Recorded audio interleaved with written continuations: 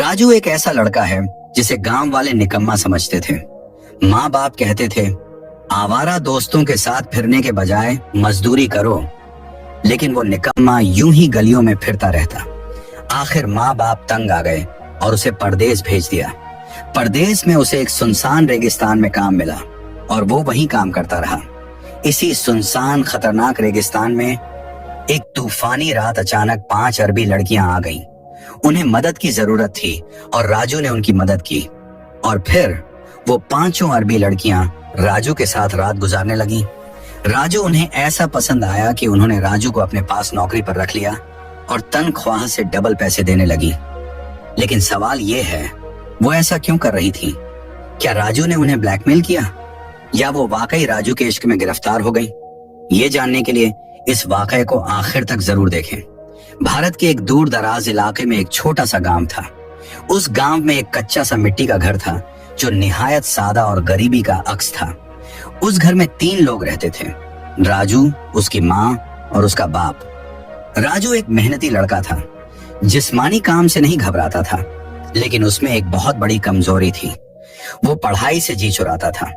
उसके माँ बाप गुर्बत के बावजूद यही ख्वाब देखते थे कि उनका बेटा पढ़ लिख कर कुछ बन जाए। रोजाना उसे स्कूल के लिए तैयार करते, बैग थमाते, कुछ पैसे देते और दुआओं के साथ रुखसत करते। राजू भी पूरे एतमाद से बैग उठाता और घर से निकल जाता, मगर स्कूल जाने के बजाय होटलों में जाकर दोस्तों के साथ चाय पीता, सिगरेट फूंकता और गप्पे मारता।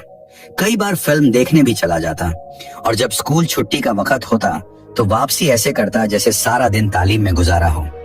माँ बाप खुश थे, बेखबर थे। वो समझते रहे कि उनका बेटा तालीम में आगे बढ़ रहा है। राजू आए दिन स्कूल की फीस, किताबों, वर्दी और कापियों के नाम पर पैसे मांगता रहता। वो जो भी पैसे लेता उन्हें स्कूल पर खर्च करने के बजाय दोस्तों के साथ मौज मस्ती पर उड़ा देता। इसी तरह दिन, हफ्ते और महीने गुजरते रहे। एक दिन उसके बाप को किसी जरूरी काम से शहर जाना पड़ा।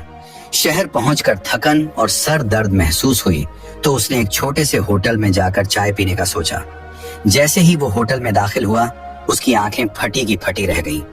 सामने एक मेज पर राजू अपने दोस्तों के साथ बैठा जोर जोर से कह कह लगा रहा था। चाय चल रही थी, बातों के शोर में कोई परेशानी नहीं थी।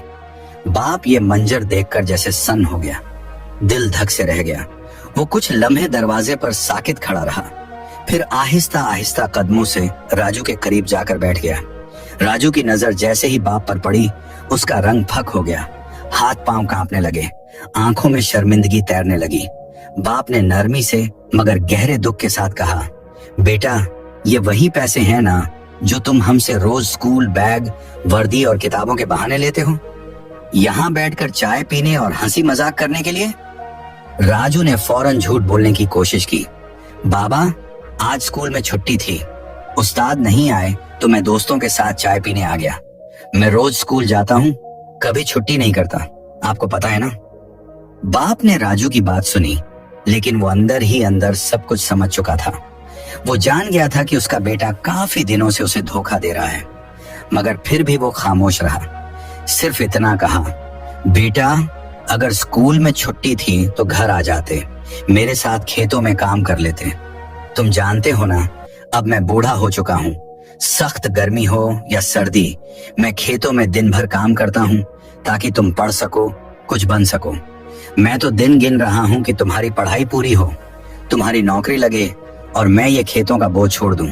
राजू ने नजरें झुका ली, आवाज भर आई, बाबा, मुझसे वाकई गलती हो गई। आइंदा अगर छुट्टी हुई तो सीधा घर आऊंगा और आपके साथ खेतों में हाथ बटाऊंगा। बाप कुछ नहीं बोला, खामोशी से उठा और घर लौट आया। उस रात वो किसी से कुछ न बोला, न बीवी से, न बेटे से। बस सन्न में चुपचाप टहलता रहा, जैसे दिल में कोई तूफान दबा रखा हो। मगर उसके दिल ने फैसला कर लिया था, अब वो सच अपनी आंखों से देखेगा। अब बातों पर नहीं, हकीकत पर यकीन करेगा। घर आते ही राजू का बाप जब्त खो बैठा। उसने बेटे का बाजू थामा और पूछा, बेटा, तुमने कहा था कल छुट्टी थी, लेकिन तुम तो 1 साल से स्कूल नहीं जा रहे, आखिर क्यों? हमने तुम्हें किस चीज की कमी दी? बाप की आवाज थर्रा गई। मैं दिन भर खेतों में मजदूरी करता हूँ, चाहे लू हो या जाड़ा, काम करता हूँ ताकि तुम पढ़ सको। मैं अपने लिए कभी नए कपड़े नहीं लेता, लेकिन तुम्हें वर्दी ला कर देता हूँ। मैं चाय का कप तरसता हूँ। तुम्हारी माँ दवाई लेने की बजाय पैसे बचा कर रखती है ताकि तुम्हारी किताबें आ सकें, और तुमने हमें ही धोखा दिया। स्कूल नहीं गए और जो पैसे लेते रहे उनसे अय्याशी करते रहे। ये कहते कहते बाप की आंखों से आंसू निकल आए। माँ ने रोते हुए राजू का चेहरा देखा और खामोशी से कमरे में चली गई। बाप भी पीछे पीछे अंदर चला गया। राजू एक कोने में खड़ा रह गया, शर्मिंदा, नादिम और बिल्कुल खामोश। उस दिन उसे पहली बार एहसास हुआ कि वो वाकई गलत कर रहा था। उसे खुद से नफरत महसूस हुई। उसे लगा माँ बाप ने जो कुर्बानी दी उसके बदले में उसने सिर्फ धोखा दिया। उस रात राजू की नींद उड़ गई। वो अपने बिस्तर पर लेटा रहा और दिल में एक पक्का फैसला कर लिया, अब चाहे कुछ भी हो जाए मैं कुछ बनकर दिखाऊंगा, माँ बाप को फख्र महसूस कराऊंगा। अगली सुबह वो जल्दी उठा, नहाया, तैयार हुआ और नौकरी ढूंढने निकल गया। दिन भर इधर उधर भटकता रहा। जहां भी काम मांगता एक ही सवाल होता, कितनी तालीम है? और वो खामोश रह जाता, क्योंकि तालीम तो उसके पास थी ही नहीं। वो सिर्फ वक्त बर्बाद करता रहा था, आवारा फिरता रहा था। इस वजह से कोई भी उसे अच्छे काम पर रखने को तैयार न होता। शाम को थका हारा घर वापस आया तो सोचने लगा, अगर पढ़ लिख कर कुछ बन नहीं सका तो कम अज कम अब बोझ न बनूं। बेहतर है मैं मजदूरी शुरू कर दूं। अगले दिन से राजू मजदूरी करने लगा। कहीं ईंटें ढोई, कहीं रेडियां खींची, जो भी काम मिला कर लिया। जितना भी कमाया घर लाकर माँ के हाथ में रख दिया। माँ बाप उसके इस बदले हुए रवैये से खुश तो थे, मगर दुख भी था कि उनका बेटा मजदूर बन गया। वो चाहते थे कि वो अफसर बने, इज्जतदार नौकरी करे, लेकिन अब उनके दिल को तसल्ली देना मुश्किल हो गया था। कुछ दिन बाद माँ बाप ने आपस में बात की, ये बच्चा अब बदला है, लेकिन यहाँ मजदूरी से ना हमारा गुजारा होगा न इसका। क्यों ना हम इसे परदेश भेज दें, शायद वहाँ कोई अच्छी कमाई हो और इसकी जिंदगी संवर जाए। राजू ने माँ बाप की बात चुपचाप सुनी। वो बजाहिर कुछ न बोला, बस जाकर बिस्तर पर लेट गया, मगर दिल में सोचता रहा, अम्मी अब्बू ठीक कह रहे हैं। अगर मैं बाहर चला जाऊं, चाहे मजदूरी ही क्यों ना हो, वहां की कमाई यहाँ के मुकाबले में दोगुनी तिगुनी होगी। अगर यहाँ रोज 300 रुपए कमा रहा हूँ तो वहां शायद 5,000 या 6,000 रुपए रोज के बन जाएं। इन पैसों से अम्मी की सब ख्वाहिशें पूरी हो जाएंगी। अब्बू को खेतों में नहीं जाना पड़ेगा। अगली सुबह वो खुद वालिदैन के पास गया और कहा, अम्मी अब्बू मैं तैयार हूँ, आप इंतजाम करो, मैं परदेश जाऊंगा, जो भी काम मिलेगा कर लूंगा। बाप ने कहा, पहले अपना आधार कार्ड बनवा लो, फिर पासपोर्ट, वीजा का बंदोबस्त मैं कर लूंगा। राजू ने दोनों चीजें जल्दी बनवा ली, मगर मसला पैसों का था। बाप गरीब था, उसके पास इतने पैसे नहीं थे कि वीजा, टिकट सब कुछ खुद से कर सके। आखिरकार दिल पर पत्थर रखकर उसने अपनी जमीन का एक छोटा सा टुकड़ा बेच दिया, जो उसके बाप दादा की निशानी थी। कुछ ही हफ्तों में राजू सऊदी अरब पहुंच गया। वहां जाकर वो एक पुराने जानने वाले के घर रुका, जो एक आम मजदूर था। न राजू को अरबी जबान आती थी, न वहां के तरीके। वो नए माहौल से घबराया हुआ था, मगर हिम्मत न हारी। चंद दिन बाद उसने साथ वालों के साथ मजदूरी शुरू कर दी। जो भी काम मिलता कर लेता, कभी सामान उठाता, कभी सफाई, कभी बाग में काम। तनख्वाह बहुत कम थी, गुजारा बमुश्किल हो रहा था और माँ बाप को भेजने के लिए कुछ बचता नहीं था। राजू का दिल चाहता था कि वो कोई बेहतर काम करे, ऐसी नौकरी जिससे उसके माँ बाप की तकलीफें खत्म हो जाएं। उसने अपने जानने वालों से पूछना शुरू किया, कोई ऐसा काम है जहां तनख्वाह अच्छी हो, चाहे मुश्किल हो मगर पैसे अच्छे मिले। एक दिन उसके एक दोस्त ने कहा, एक काम है, सख्त जरूर है मगर तनख्वाह बहुत अच्छी है, अगर तू कर ले तो तेरे माँ बाप की हर ख्वाहिश पूरी हो सकती है। राजू ने फौरन कहा, मुझे बताओ क्या काम है, मैं हर काम करने को तैयार हूँ। दोस्त ने बताया, यहाँ से बहुत दूर एक सुनसान रेगिस्तान के बीच एक फार्म है, जिसे अरबी में मजरा कहते हैं। वहाँ खजूरों का बाग है, 7 बकरियां और ऊंट भी हैं। उनकी देखभाल करनी है। काम तन्हा है, जगह वीरान है, मगर तनख्वाह 4 से 5,000 रियाल है। राजू ने बगैर सोचे समझे फौरन हामी भर ली। दोस्त ने उस फार्म के अरब मालिक से बात कर ली, जो पहले से किसी मजदूर की तलाश में था, क्योंकि वहां काम करने वाला मौजूदा बंदा छुट्टी पर जाने वाला था। मालिक ने सुनकर कहा, बहुत अच्छा हुआ, मुझे भी एक आदमी की फौरन जरूरत है, वो तैयार है तो कल ही ले आओ। अरब मालिक दूसरे दिन खुद गाड़ी लेकर आया और राजू को साथ बिठाकर रवाना हो गया। राजू खिड़की से बाहर देखता रहा। दिल में एक ही सवाल था, आखिर ये जगह कब आएगी? गाड़ी शाम के वक्त चली थी और अब सुबह हो चुकी थी। सूरज निकल आया था, लेकिन मंजिल अभी तक नहीं आई थी। राजू घबरा गया। ये वाकई बहुत दूर है, शायद दुनिया से कटा हुआ कोई कोना। वो रास्ते भर खामोश बैठा रहा, कभी खिड़की से सहरा को देखता, कभी आंखें बंद करके माँ बाप के बारे में सोचता। अब्बू अभी भी खेतों में पसीना बहा रहे होंगे, माँ शायद दवाई के बजाय पैसे बचा रही हो, और मैं किसी अनजान सहरा में जा रहा हूँ। ये सोचकर उसने खुद को मजबूत किया और खामोश हो गया। बिलाखिर एक दिन और एक रात के सफर के बाद वो लोग एक सुनसान मकाम पर पहुंचे। राजू ने जैसे ही इर्द गिर्द नजर दौड़ाई, दिल धक से रह गया। चारों तरफ सिर्फ रेत, सूखे दरख्त और खालीपन। न कोई इंसान, न परिंदा, न जानवर, सिर्फ खामोशी और सन्नाटा। फार्म के अंदर बस कुछ बकरियां, ऊंट और खजूर के दरख्त थे। वहीं कुछ जानवर चल रहे थे, बाकी सब होका आलम। अरब मालिक ने गाड़ी से राशन का थैला उतारा, कुछ दालें, चावल, चंद सब्जियां और पानी के गैलन, और कहा, ये 15 दिन का राशन है, मैं अगली बार 15 दिन बाद आऊंगा। खजूरों की सफाई, जानवरों की देखभाल, सब तुम्हारे जिम्मे है। फिर उसने राजू को मुख्तसर काम समझाया और वापस चला गया। राजू अकेला खड़ा रह गया। पहली बार उसे एहसास हुआ कि वो कहाँ आ गया है। दिल चाहा कि माँ बाप से बात करे तो फौरन जेब से मोबाइल निकाला, लेकिन जब स्क्रीन पर नो सिग्नल लिखा नजर आया तो उसके हाथ कांप गए। न कोई इंसान, न कोई फोन। ये मैं कहाँ आ गया हूँ? उसका दिल चाहा कि बस अभी भाग निकले, लेकिन फौरन जहन में आया, गाड़ी में मुझे एक दिन लगा यहाँ आने में, अगर पैदल निकला तो महीना लग जाएगा और रास्ते में भूख प्यास से मर जाऊंगा। उसने गहरा सांस लिया, आंखें बंद की और खुद से कहा, अब यहीं गुजारना है, जैसे भी हो। चंद दिन बाद वो रोज की रूटीन समझने लगा। खजूरों की सफाई, बकरियों को चारा देना, ऊंटों को पानी पिलाना, सब कुछ खुद ही करना पड़ता। वक्त के साथ उसे फार्म किसी कैद खाने की जगह अपना ठिकाना सा लगने लगा। 1 साल गुजर गया। अब वो फार्म ही उसका दूसरा घर बन चुका था। कभी कभार दिल बहुत उदास होता तो फार्म के पीछे एक ऊंची पहाड़ी पर चढ़ जाता। वहां जाकर मोबाइल पर कभी कभी सिग्नल आ जाता और वो माँ बाप से बात कर पाता। यही उसका वाहिद सुकून था। एक रात वो अपने कमरे में सो रहा था। आंधी, बारिश और तूफान था। सहरा में मौसम जब बिगड़ता तो खेमे उड़ जाया करते थे। राजू सो रहा था कि अचानक उसे लगा जैसे कोई जोर जोर से चीख रहा हो, पुकार रहा हो। दिल दहल गया। इतनी रात इस सुनसान सहरा में कौन चीख सकता है? वो उठा, दरवाजे की तरफ बढ़ा, मगर फिर रुक गया। बाहर जाऊं या ना जाऊं? उसने खिड़की से झांका तो दूर एक गाड़ी की हेडलाइट्स दिखाई दी। दिल में ख्याल आया, शायद अरब मालिक आया हो सकता है बारिश में उसकी गाड़ी फंस गई हो। ये सोचकर वो फौरन दौड़ पड़ा। तूफानी बारिश में, अंधेरे में वो लाइट्स की सिमत भागता रहा। काफी दूर जाकर जब वो गाड़ी के करीब पहुंचा तो उसे अंदाजा हुआ कि गाड़ी के पास 4-5 साए खड़े हैं। वो रुक गया। दिल में वसवसे आए, ये कौन लोग हो सकते हैं? रात के इस पहर, कहीं कोई खतरा तो नहीं? मगर जैसे ही वो कुछ और करीब गया, उसे लड़कियों की आवाजें सुनाई दी। वो मदद के लिए चीख रही थी। अब वो डर की जगह हमदर्दी महसूस करने लगा। ये तो लड़कियां हैं, इन्हें मदद की जरूरत है। वो बिल्कुल उनके करीब गया और नरम लहजे में पूछा, बहन जी क्या हुआ, क्यों चीख रही हैं?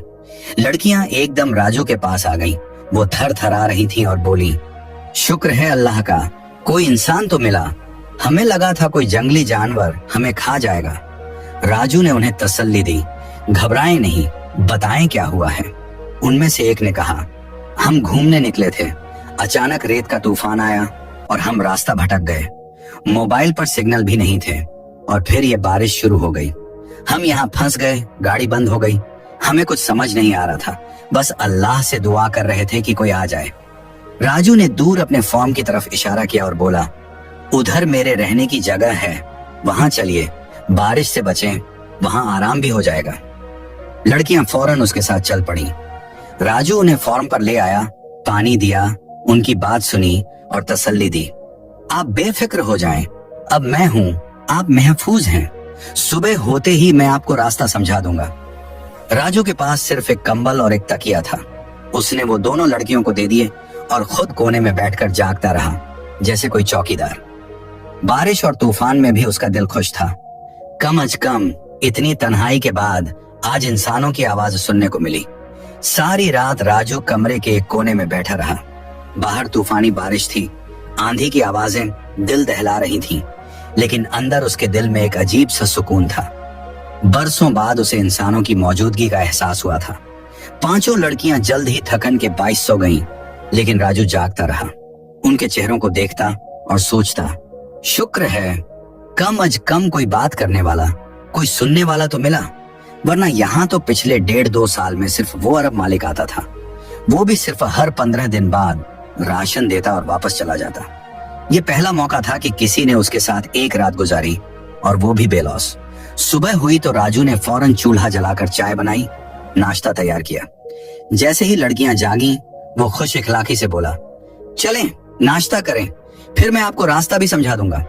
लड़कियां हैरान थीं कि इतने कम वसाइल में भी वो उनकी खातिर नाश्ता बना चुका है। उन्होंने चाय पी, कुछ खाया और फिर बोली, हमें हमारी गाड़ी तक छोड़ दें, हम रात को तूफान के भाई साहब के साथ पैदल ही चल दी थी। राजू ने फौरन तैयारी की और उनके साथ गाड़ी तक पहुंचा। गाड़ी पुराने मकाम पर रेत में ढंसी हुई थी। जैसे ही स्टार्ट करने की कोशिश की गई, गाड़ी ने बिल्कुल जवाब दे दिया। सबने बारी बारी कोशिश की, बोनट खोला, बैक देखे, धक्का लगाया, मगर कुछ न बना। लड़कियां मायूस हो गईं। राजू ने दिल ही दिल में शुक्र किया, चलो एक रात और साथ गुजारने को मिलेगी। लड़कियों ने परेशान होकर राजू से कहा, आप कुछ करें ना, इस गाड़ी को स्टार्ट करवाएं। राजू ने मुस्कुराकर कहा, मैं गाड़ियों का माहिर तो नहीं, कोशिश की है मगर कुछ फायदा नहीं हो रहा। फिर वो बोला, मेरे अरब मालिक को आए हुए आज 10 दिन हो चुके हैं। वो हर 15 दिन बाद चक्कर लगाता है। हो सकता है अगले 5-6 दिन में आ जाए। अगर आया तो वो गाड़ी भी देख लेगा, नहीं तो आप लोग उसके साथ शहर जा सकते हैं।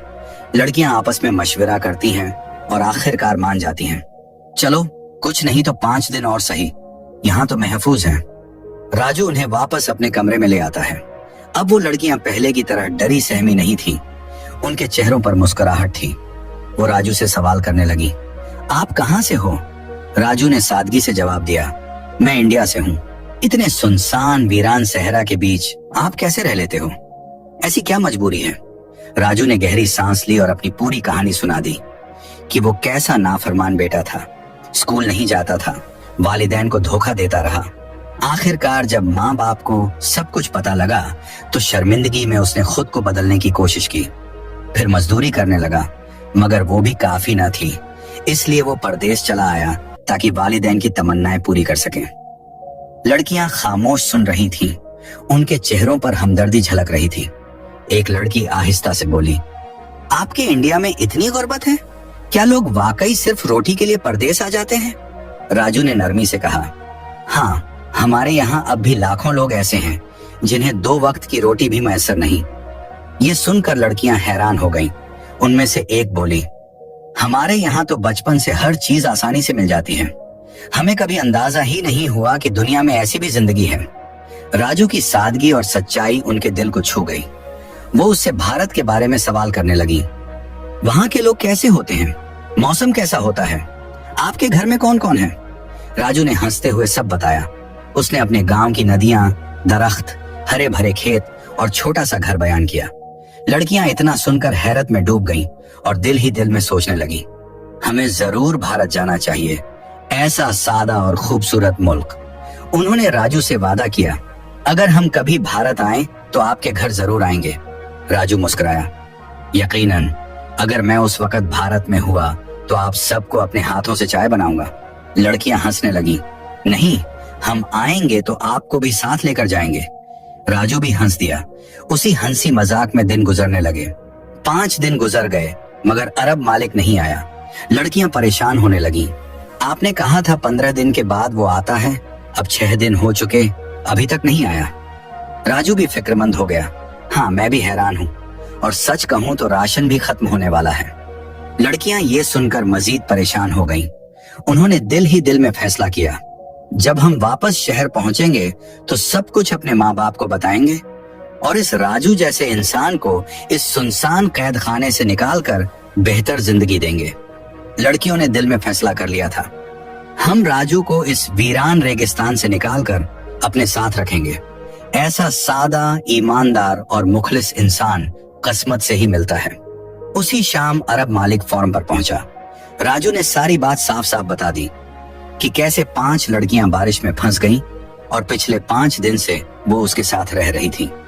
अरब मालिक ने कोई एतराज न किया, बल्कि खुद उन लड़कियों को गाड़ी में बिठाकर शहर वापस पहुंचा दिया। लड़कियों के वालिदैन सख्त परेशान थे, लेकिन जब बेटियों ने सारी हकीकत बताई, राजू का किरदार, ईमानदारी, हिफाजत और खुलूस, तो वालिदैन का दिल भी नरम हो गया। उन्होंने बेटियों से कहा, अगर वो लड़का तुम्हारे साथ काम करने को राजी हो तो जरूर ले आओ। ऐसे लोग अब कम मिलते हैं। चंद दिन बाद वो लड़कियां दोबारा फॉर्म पर पहुंची। वही सादा लिबास, वही मुस्कुराहट और साथ एक नई पेशकश। राजू भाई, हमारे साथ चलिए, हम आपको 2 गुनी तनख्वाह देंगे, आरामदेह जगह, इज्जत और साए में काम। राजू चंद लम्हे चुप रहा, फिर आहिस्तगी से बोला, यहाँ मैं तन्हा जरूर था, मगर आप सबकी मेहरबानियों ने मुझे इंसान बना दिया। अगर आप इजाजत दें तो मैं चलने को तैयार हूँ। बस फिर क्या था, वो सब उसे साथ ले गई। अब राजू का नया काम शुरू हुआ। वो उनका ड्राइवर भी था, मददगार भी और अब तो दोस्त भी।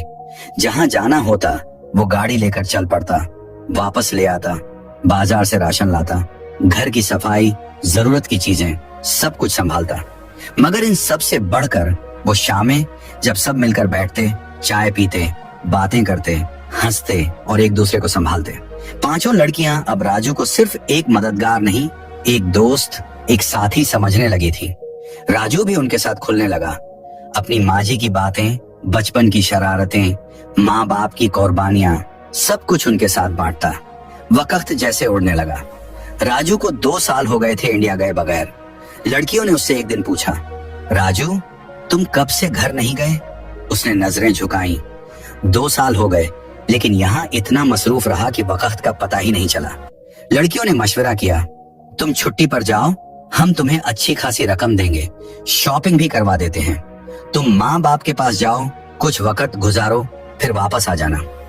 राजू हैरान भी हुआ और दिल ही दिल में बहुत खुश भी। उसे इतने पैसे कभी एक साथ नहीं मिले थे। उन्होंने उसके लिए नए कपड़े, तोहफे और सामान खरीदा। उसके हाथ में टिकट थमाया और मुस्कुरा कर कहा, अब जाओ और अपने गांव में सबको बताओ कि राजू अब वो नहीं रहा जो कभी था। राजू जब अपने गांव वापस पहुंचा तो मंजर बदल चुका था। वही लड़का जो कल तक निकम्मा, नालायक और नाकाम समझा जाता था, आज बड़े बंगले का मालिक था। गाड़ी में आया, नए कपड़ों में था और नजरें झुकाए, खामोश मगर मजबूत खड़ा था। माँ बाप हैरान थे, खुश भी, जज्बाती भी।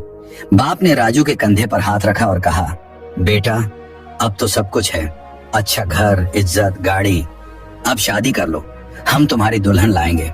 राजू हल्का सा मुस्कुराया, अभी नहीं बाबा, शादी का वक्त आएगा तो खुद कहूंगा, अभी दिल वापस जाने को कह रहा है। चंद दिन बाद उसने माँ बाप से इजाजत ली, मैं फिर वापस अरब जा रहा हूँ, अगली छुट्टी पर आया तो शादी पर बात करेंगे। माँ बाप ने दुआओं के साथ रुखसत किया। राजू मुसलसल उन 5 लड़कियों से राब्ते में था। वापसी से पहले उनसे पूछा, आप लोगों के लिए कुछ लाऊं? उन्होंने कहा, नहीं भाई, हमें कुछ नहीं चाहिए। मगर राजू कहाँ मानने वाला था। उसने हर लड़की के लिए खास तोहफे खरीदे, बनारसी साड़ियां, कश्मीरी जाफरान, गुलाब जामुन और कुछ खूबसूरत चूड़ियां। जब वो वापस अरब पहुंचा और उन लड़कियों को ये तोहफे दिए तो वो खुशी से झूम उठी। अब राजू उनके लिए सिर्फ एक मुलाजिम नहीं रहा था, वो उनका साथी बन चुका था, जिंदगी का हिस्सा। वो जहां जाती उसे साथ ले जाती, बातें करती, दिल की बातें, हंसी मजाक। राजू का वजूद उनके लिए सुकून और एतबार बन चुका था। इसी खामोशी में उनके दिल में एक और एहसास भी परवान चढ़ने लगा, मोहब्बत। 5 लड़कियां, मुख्तलिफ मिजाज, मुख्तलिफ रवैये, मगर एक जैसा दिल, एक जैसी चाहत। वो सब राजू को दिल से चाहने लगी और शायद उससे प्यार भी करने लगी। अब तक राजू उन 5 लड़कियों का एतबार, दोस्त और जरूरत बन चुका था। वो जहां जाती राजू साथ होता, घर के काम हो या बाहर के, बाजार जाना हो या किसी तकरीब में शरीक होना, राजू ही उनका हमसफर बनता। लेकिन अब नरमी में एक अजीब सी कशीदगी आने लगी थी। किसी एक लड़की को जरा सा भी काम होता वो फौरन राजू को आवाज देती, राजू भाई, आज मेरे साथ जाना है, मुझे वहां जाना है। राजू बेदिहानी में चल पड़ता, लेकिन जैसे ही वो निकलता बाकी लड़कियां बार बार कॉल करने लगती, राजू कहाँ हो, किसके साथ हो, क्यों नहीं बताया। राजू सादा दिल था, जवाब में बस यही कहता, आपकी दोस्त के साथ फंक्शन पे आया हूँ। लेकिन असल हकीकत कुछ और थी। उन पांचों के दिल में राजू के लिए कुछ ऐसा परवान चढ़ चुका था जिसे न वो एक दूसरे से कह सकती थी, न खुद से इनकार कर सकती थी। अब हर एक चाहती थी कि राजू सिर्फ उसका हो, उसके साथ ज्यादा वक्त गुजारे, उसकी बात सुने, उसकी तरफ देखे। अगर वो किसी और के साथ ज्यादा वक्त गुजार लेता तो बाकी के दिल में जलन उठती। पहले जो सखियां हंसी खुशी एक साथ बैठती थीं, अब खामोश बैठने लगी थी, आंखों में सवाल, लहजों में तलखी और दिल में बेचैनी। राजू ने इब्तिदा में ये सब महसूस नहीं किया। वो समझा शायद सब थकी हुई हैं या किसी बात पर परेशान, लेकिन फिर रोज रोज यही होने लगा। एक दिन कोई नाराज, दूसरे दिन कोई खामोश, तीसरे दिन कोई ताने देती, राजू तुम्हें तो बस उसी के साथ जाना है ना, आज तो तुम हमारे काम के भी नहीं रहे। राजू परेशान हो गया। उसने सोचा, मैं यहाँ काम करने आया था, इज्जत मिली, सुकून मिला, लेकिन अब ये मामला कुछ और हो गया है। अगर किसी दिन इनमें से किसी ने अपने माँ बाप को कुछ बता दिया तो मुझे यहाँ से निकाल भी दिया जा सकता है या जेल तक भी जा सकता हूँ। एक रात राजू छत पर बैठा था, आसमान पर नजरें थीं और दिल में तूफान। मैं क्या करूं? किसी को दुख देना नहीं चाहता, मगर ये सब उसी तरफ बढ़ रहा है। अगली सुबह उसने फैसला कर लिया। पांचों लड़कियां नाश्ता कर रही थीं जब राजू ने अदब से कहा, अगर आप इजाजत दें तो मैं काम छोड़ना चाहता हूँ, मैं थक गया हूँ, कोई दूसरा काम देखना चाहता हूँ। सब एकदम चौंक गईं, जैसे किसी ने दिल पर हाथ रख दिया हो। एक साथ बोल उठी, राजू क्यों, कोई नाराजगी, किसी ने कुछ कहा? राजू ने धीरे से कहा, नहीं किसी ने कुछ नहीं कहा, बस मैंने महसूस किया कि मेरी वजह से आप सबकी दोस्ती में दरार आ रही है। मैं किसी एक के साथ जाता हूँ तो बाकी नाराज हो जाती हैं। मुझे अच्छा नहीं लगता, मैं एक मामूली सा आदमी हूँ, आप सब ने मुझे इज्जत दी, अपना बनाया, मैं नहीं चाहता कि मेरी वजह से आपके रिश्ते खराब हों। ये सुनकर सारी लड़कियां खामोश हो गईं, नजरें झुक गईं। उन्हें समझ आ गया था कि राजू ने सब कुछ समझ लिया है। कुछ देर बाद एक लड़की ने कहा, राजू हम तुम्हें कहीं नहीं जाने देंगे, आज के बाद हम में से कोई भी तुमसे शिकायत नहीं करेगी, तुम बस यहाँ रहो, हमारा ख्याल रखो जैसे पहले रखते थे। उसके बाद सब ने राजू के सामने वो जुमले तो नहीं कहे, मगर दिल में एक नया मुकाबला शुरू हो गया। कौन पहले राजू से अपने दिल की बात कहेगा? क्योंकि अब सबको पता था, जैसे मेरा दिल राजू के लिए धड़कता है वैसे ही मेरी बाकी सहेलियों का भी धड़कता है। अब इनमें से हर लड़की चाहती थी कि वो राजू से शादी करे, और एक एक करके सब ने राजू से अपने दिल का हाल बयान भी कर दिया था। कुछ ने 2 दिन का वक्त मांगा, किसी ने 3 दिन का, और कहा कि इतने दिन बाद हमें अपना फैसला जरूर बताना।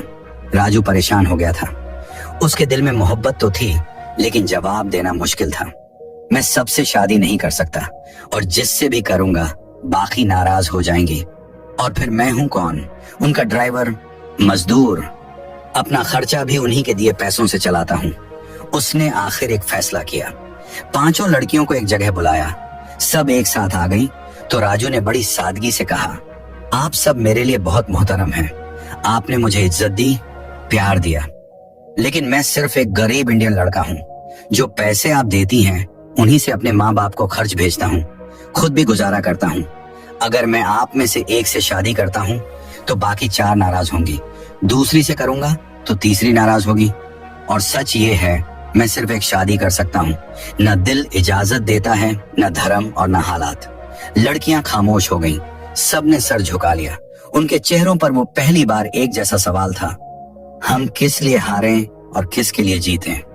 राजू रात को अपने कमरे में देर तक जागता रहा। दिल में बार बार वही ख्याल आता, इनमें से एक है जो सबसे अलग है, धीमे मिजाज वाली, खामोश और सबसे ज्यादा ख्याल रखने वाली। वो लड़की फौरन आ गई। राजू ने उसके सामने अपने जज्बात रख दिए।